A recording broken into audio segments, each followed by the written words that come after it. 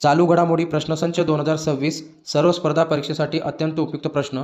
प्रश्न पहिला, अलीकडेच FICCIचे सरचिटणीस म्हणून कोणाची नियुक्ती करण्यात आली आहे? याचे बरोबर उत्तर आहे पर्याय क्रमांक अ, अनंत स्वरूप.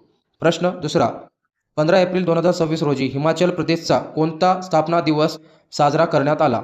आपले बरोबर उत्तर आहे पर्याय क्रमांक ब, 79वा.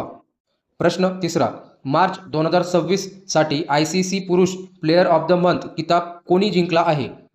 या प्रश्नाचे बरोबर उत्तर आहे पर्याय क्रमांक ब, संजू सॅमसन.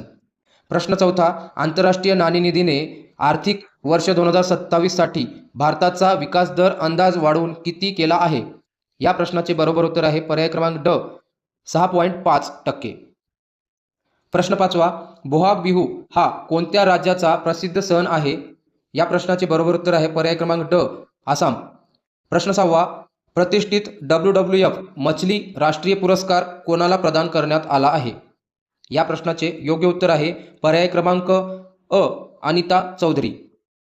प्रश्न सातवा, आर्थिक वर्ष 2025-26 मध्ये जागतिक स्तरावर पेटंट दाखल करण्यात भारताचा क्रमांक कितवा आहे?